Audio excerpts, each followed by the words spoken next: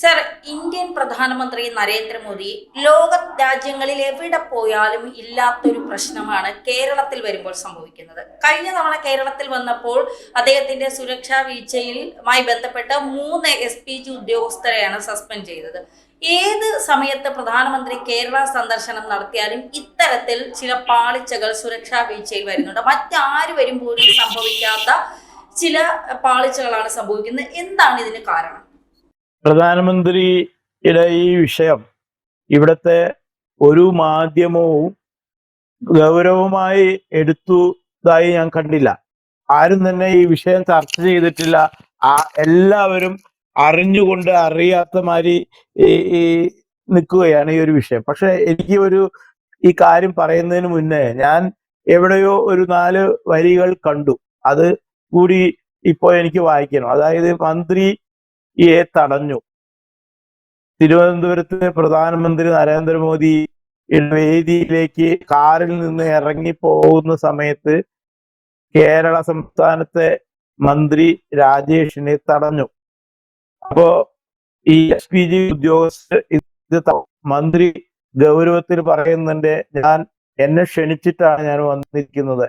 അപ്പോ വളരെ വിനീതമായി SPG ഉദ്യോഗസ്ഥർ പറയുന്നുണ്ട്, നിങ്ങളെ ക്ഷണിച്ചാലും ക്ഷണിച്ചില്ലെങ്കിലും വേണ്ടില്ല, ഇവിടെ കയറുന്നവരുടെ ലിസ്റ്റ് അവരുടെ കയ്യിലുണ്ട്.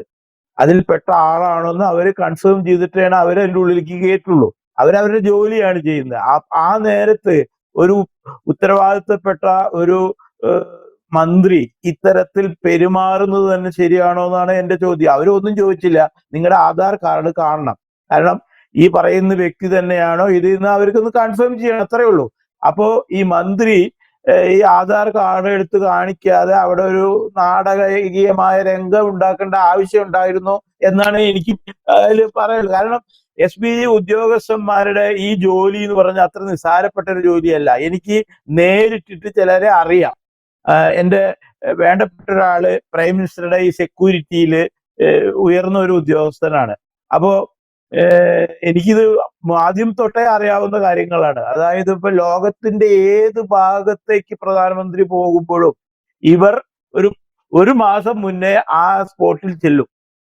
ഇനി പെട്ടെന്നുള്ള വിസിറ്റ് ആണെങ്കിൽ ഒരാഴ്ച മുന്നേ ആ സ്പോട്ടിൽ ഇവരെത്തും.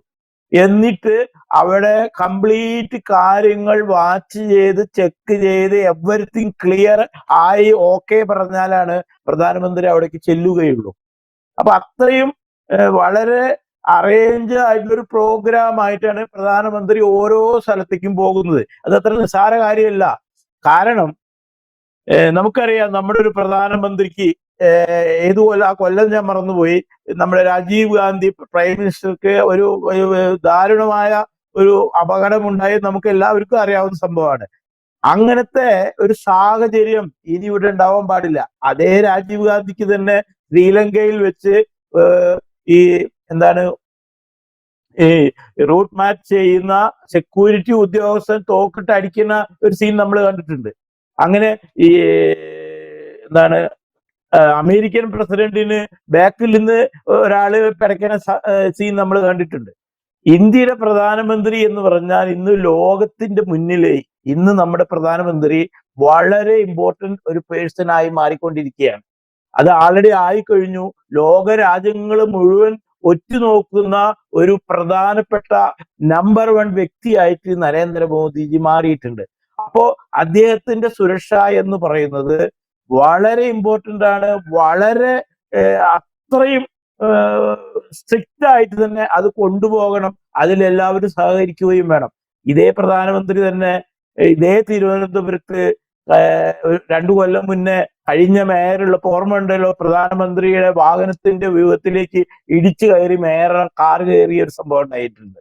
അപ്പോ അന്നും തിരുവനന്തപുരത്തോ കേരളത്തിലോ വരുമ്പോ എന്തുകൊണ്ട് ഇത് നിസാരവൽക്കരിക്കുന്നു ഈ സെക്യൂരിറ്റിയെ എന്നതാണ് നമ്മൾ ഒരു ജിജ്ഞാസയായി അല്ലെങ്കിൽ ഒരു ഇതായിട്ട് നമ്മൾ നോക്കി കാണേണ്ടതായിട്ടുണ്ട്.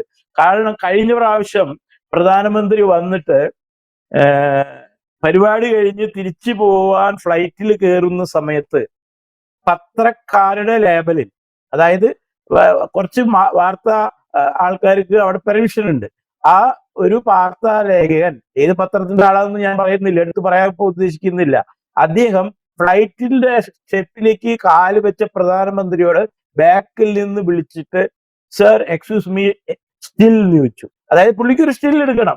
നിസ്സാര സന്തോഷമാണ്. പ്രധാനമന്ത്രി അത് കേട്ടപ്പോ ബാക്കിലേക്ക് ഇറങ്ങി വന്ന് അയാളൊപ്പം നിന്ന് ഫോട്ടോ എടുത്തു. അയാൾ API, പ്രധാനമന്ത്രി API. പ്രധാനമന്ത്രിക്ക് ഇതിന് എതിരല്ല. പക്ഷേ അവിടെ ഒരു വലിയ സുരക്ഷാ വീഴ്ചയാണ് സംഭവിച്ചിരിക്കുന്നത്. എന്നിട്ട് എന്തുണ്ടായി? ഇയാൾക്കല്ല പ്രശ്നം ഉണ്ടായത്. ഇയാൾ അവിടെ എങ്ങനെ എത്തി? അങ്ങനെയാണ് ഈ 4 സുരക്ഷ SPG ഉദ്യോഗസ്ഥർക്ക് സസ്പെൻഷൻ കിട്ടിയത്.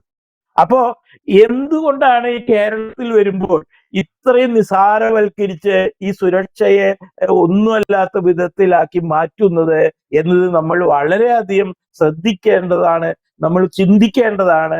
ഇത് ഉത്തരവാദപ്പെട്ട അതിന്റെ മുകളിലിരിക്കുന്നവർ ഇനിയുള്ള വരവുകളിലൊന്നും ഇത്തരത്തിലുള്ള പാളിച്ചകൾ ഉണ്ടാവാതിരിക്കും എന്ന് വിശ്വസിക്കുന്നു.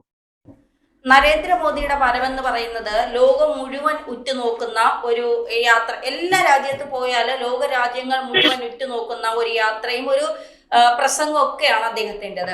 കേരളത്തിൽ വരുമ്പോൾ മറ്റ് രാജ്യങ്ങളെ പോലെയല്ല. കേരളത്തിൽ ഈ ഇടതുപക്ഷ വലതുപക്ഷ മുന്നണികൾക്കും അതിലെ അനുയായികൾക്കും ഒക്കെ ഭയമാണ്. നരേന്ദ്രമോദി ഇവിടെ വന്ന് എന്തെങ്കിലും പറഞ്ഞാൽ അല്ലെങ്കിൽ നരേന്ദ്രമോദി പ്രസംഗിച്ചാൽ അത് BJPക്ക് അനുകൂല ഘടകമാകുമോ എന്നുള്ള ഭയമാണ് പലപ്പോഴും ഈ വിവാദങ്ങളൊക്കെ ഉണ്ടാക്കാൻ ഇവരെയൊക്കെ പ്രോത്സാഹിപ്പിക്കുന്നത്. അല്ലെങ്കിൽ മോദി വരുമ്പോൾ വർഗീയത പറയുന്നു. ഇപ്പൊ KC വേണുഗോപാൽ അടക്കം പറഞ്ഞത് മോദി വർഗീയത പറയുന്നു എന്നാണ്. സാധാരണ ജനങ്ങൾ ചോദിക്കുന്നത് എന്ത് വർഗീയതയാണ് നരേന്ദ്രമോദി ഇവിടെ വന്ന് പറഞ്ഞു എന്നുള്ളതാണ്.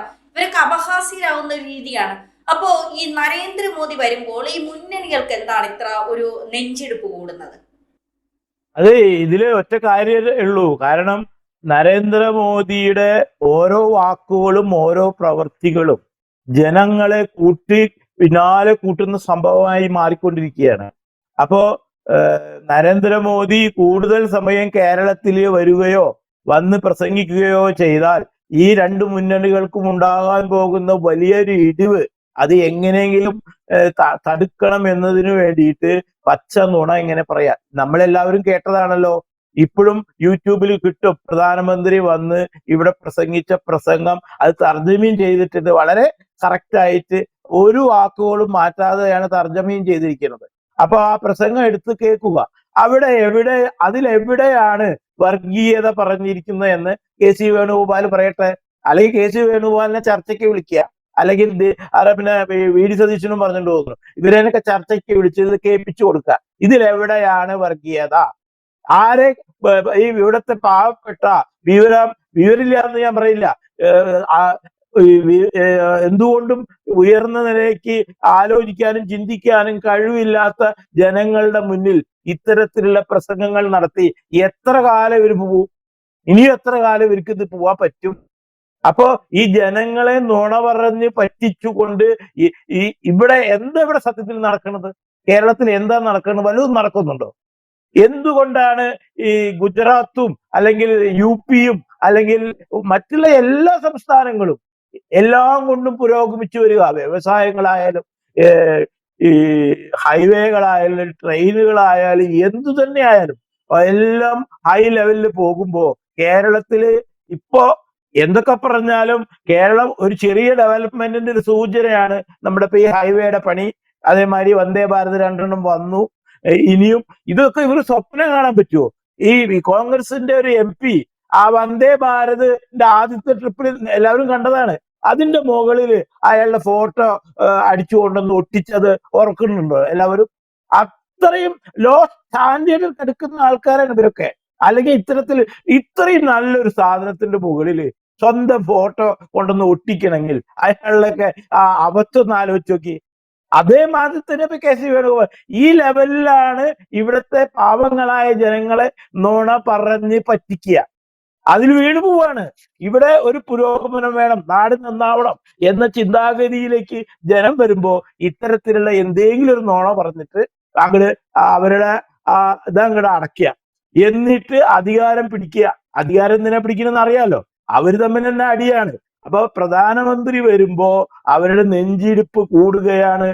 BP ആയിരിക്കും. ചിലപ്പോ 3 or 4 BP ടാബ്ലറ്റ്സ് ഒക്കെ കഴിക്കുന്നുണ്ടാവും. കാരണം ഇതൊന്ന് കുറയ്ക്കാൻ വേണ്ടിയിട്ട്.